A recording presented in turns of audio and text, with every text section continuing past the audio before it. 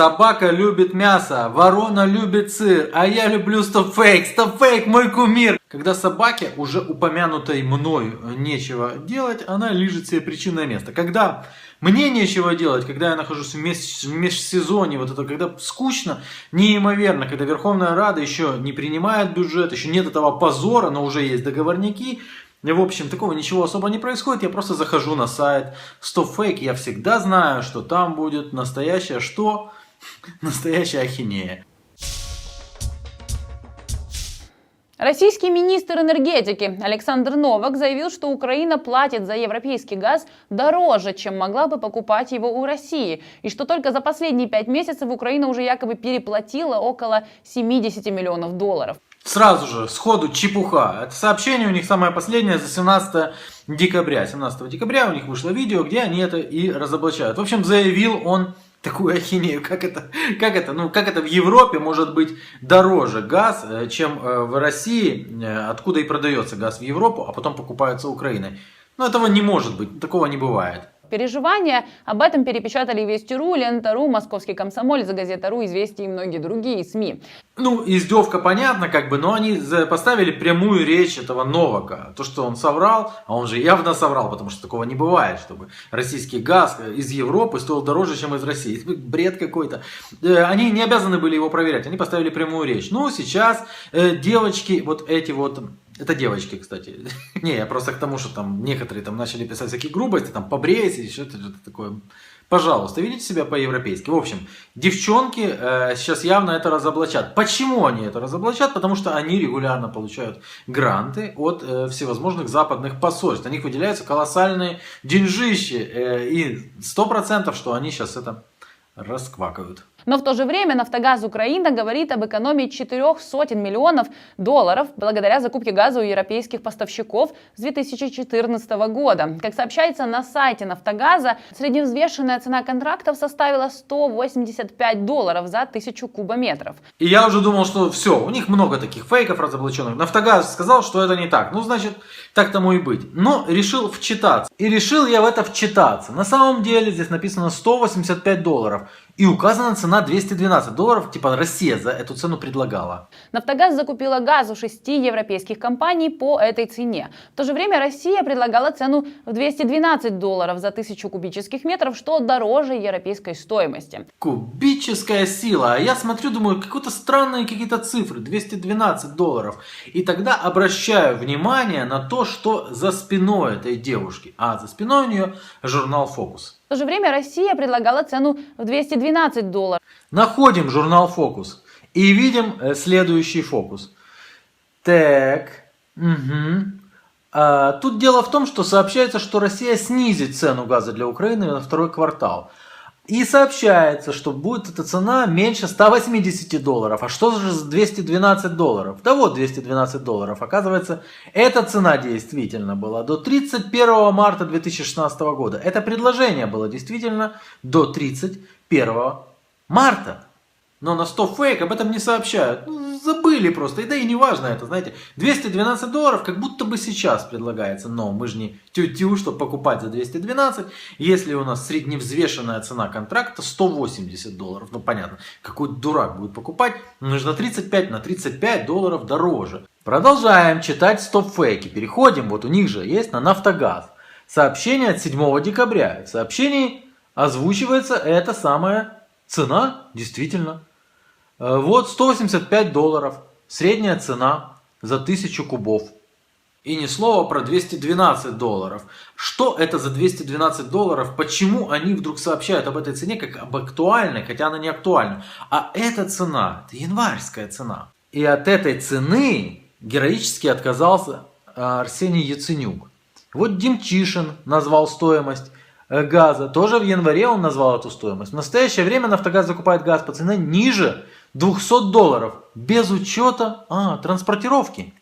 Без учета транспортировки. Вот оно как. Простая математика говорит, что это те же 70 миллионов за такой же период, только не переплаты, а экономии. Простая математика говорит о том, что вы папуасы. Потому что, как это у вас так получилось-то хитро? Что такое транспортировка газа? Я объясню, что это такое. То есть выгоднее всего у нас сейчас из Словакии получать реверс. Никакого европейского газа не существует. Это, конечно же, российский газ. И хотя и говорят, что там, если мы добавим 2% норвежского, то он уже не российский, это уже не чистый газ, это вроде бы как на 2% норвежский. Нет, это российский газ. И по реверсу он возвращается. Так вот, транспортировка его из Словакии обходится плюс-минус $40. Но тут есть еще один нюанс. Нюанс в том, что европейцы не продают его в кубометрах. Они продают в джоулях. А потом пересчитывают в кубометры. А потом отдельно еще добавляется цена транзита. О, это золотое дно. Я вам обещаю. Когда-нибудь мы сделаем отдельную передачу и расскажем, как нажить миллиарды долларов на этом золотом дне. Но не будем отвлекаться. Заканчиваем это феерическое разоблачение. Вот коммерческий директор НАК «Нафтогаз» Юрий Витренко написал об этом на своей странице в Facebook, к слову. Вы в курсе, кстати, да, что это сын той самой Натальи Витренко? Не знали? Не знали? Юра, привет. Привет тебе, снимок, Юрий. Привет. Помните, как в футбол гоняли? Ай, да что там. Теперь давай посмотрим, какая актуальная цена газа. То есть мы покупаем по 180, там 185, средняя, да, предлагают нам. А вот во втором квартале уже предлагали $167. Это как раз та цена, о которой забыл рассказать StopFake. А вот еще о чем они забыли рассказать. Мы заходим на сайт Минэкономразвития и торговли Украины и узнаем среднюю таможенную стоимость импортного природного газа. И она составляет, вы представляете, $231. $231 за 1000 кубических метров. А почему же нам забыли об этом рассказать? Да потому что простая математика мне говорит, что девчонки имеют деньги просто так. Они настолько уже спустя свои рукава начали это все делать уже давным-давно. Помните, я рассказывал, что теперь девчонки могут смело номинироваться на премию, получающие деньги просто так, номер 1 в Украине. И запомните, да, это, конечно же, цена нашей энергетической независимости, и я даже это одобряю. Впрочем, менее одобряю, чем солнечные батареи везде и всюду. Но мы не можем покупать в Европе газ дешевле, чем в России, потому что там это тоже их газ, а никакой не европейский. Пошли дальше, девчонки. Ряд российских СМИ сообщил, что якобы в пригороде Мариуполя танк украинской армии раздавил легковой автомобиль. Сообщение от 19 декабря. И тут в чем изюминка? Изюминка вот этой ситуации. Они сообщают 19 декабря, что на этой неделе вот эти вот топ вбросов было российской пропаганды. Это вот такие. Теперь внимательно посмотрим. 8 ноября? Серьезно? Девчонки? Нет ни фотографий, ни следов, ни постов в социальных сетях. Ну, это знаете, что происходит? Это когда надо бы что-то выдать, а лень вообще что-либо делать, причем за те там сколько, 3 миллиона, да, вам перечисляют, вообще ничего не хочется, так открываем там Украина.ру сегодня, ничего не написали, звезда обязательно, звезда, тоже ничего. Давай пороемся, может, за ноябрь что-нибудь. Причем до этого у них сообщений вот об этом вот фейке не было. Как они его опровергали, позвонив туда, и там мужчина, не назвавшись, сказал, что такого не было. StopFake связался с местным отделением полиции, и там информацию назвали выдумкой. Что это такое, вам говорит? Возле нашей зари такого не было, может какая-то другая заря. Ну вот видите, позвонили в полицию, там никто ничего не видел. Давайте я позвоню в полицию тоже. Да, было такое, было. Но он заехал, правда, 8 расквакал вообще в лепешку. И черный Волга была. Я вам скажу такую вещь. Я на 150% уверен, что этого на самом деле не было. Потому что это не первый, и я думаю, что не последний вброс оттуда, откуда вы его взяли. Там были сообщения о 200 чернокожих наемниках не так давно. То есть все вот это вот такое. Населенный пункт станица Луганская прибыло около 300 человек с темным цветом кожи. Но суть не в этом. Суть в том, как вы относитесь к своей работе. А это у вас работа, потому что вы получаете гранты за это.